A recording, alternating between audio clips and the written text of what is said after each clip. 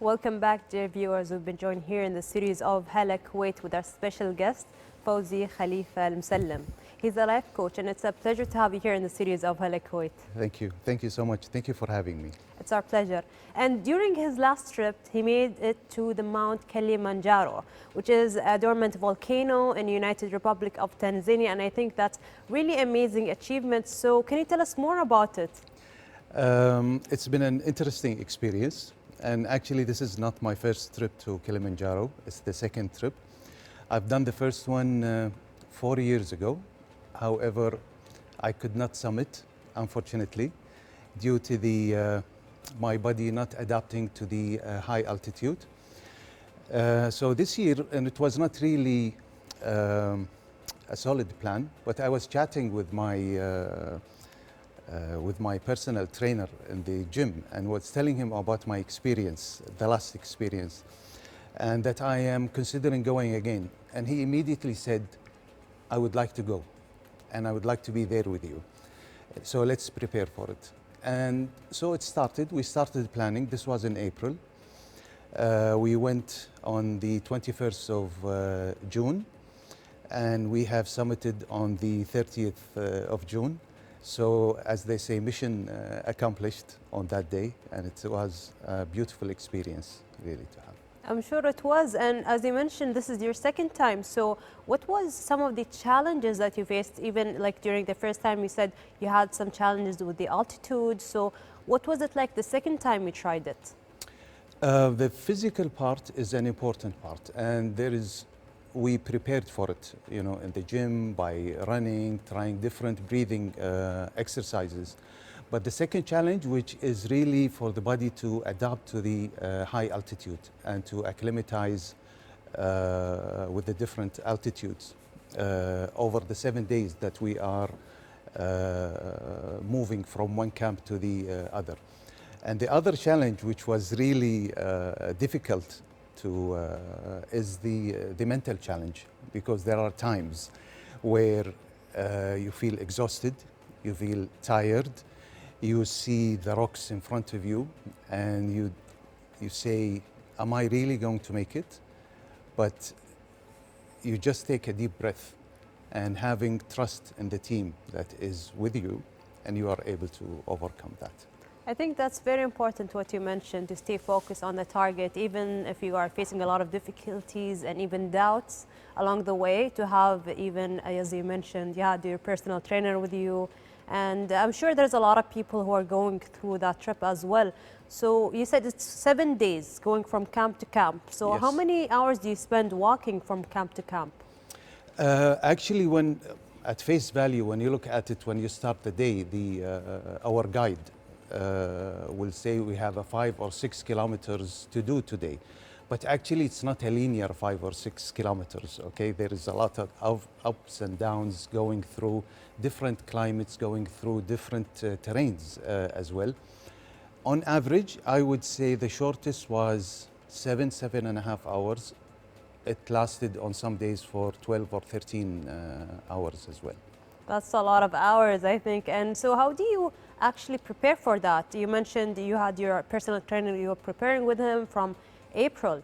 So do you do a lot of workouts that help in climbing mountains and in such sports, or is it something completely different? Actually, you need to be fit as long as you are exercising on a regular basis. And even if you don't, you can really do an 8 weeks preparation, jogging, aerobics, and breathing exercises. This will really prepare you for that experience. Of course, and we'd like to know more about your accomplishments. Can you tell us more, please? Actually, having challenges the first time. So like you said earlier, you have doubts whether this time it's going to be different. However, what made the difference actually is the leadership within the team. Our guide, which I would like to acknowledge, his presence and his assistance and the entire team there, they really wanted to see me up there. And he assured me on the first day, he said, he doesn't call me Fawzi, he said, Fawz, I'm going to see you up there. And this is what they have really ensured that I am able to continue, even at time where I had this mental challenge, where I was having those doubts. They were around me. Somebody is holding my hand. Somebody is assisting me, asking me to slow down, to take a break, and then we continue. So they were very, very supportive, and this really made the difference for me. Of course, I think that was an amazing experience, and I'm sure our dear viewers who are watching right now are really intrigued. Are you going to visit other countries? Is there any mountain you're going to climb up next? Can you tell us? To be very honest with you, I am in the phase of recharging. It's been really physically demanding for me, but I'm very happy that I have done it. But I will probably consider doing other hikes. Not as challenging as Kilimanjaro and not as long as 7 or 8 days, maybe a 1 day or a 2 days. And our region has many places to visit and to hike, which I didn't know, but I came to know as I got interested in hiking. For example, in UAE, they have many places that one could go and hike. In Oman as well, there are so many places that one could go and hike and experience that. You don't need to go that far.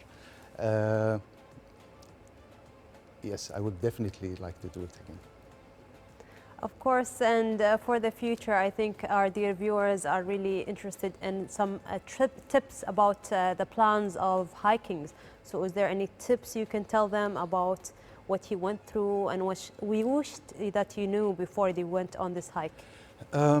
As we mentioned earlier, you need to be physically fit. I would also highly recommend that they become extremely organized, because you are going to be living in a very tight space, and you're not checking into a room.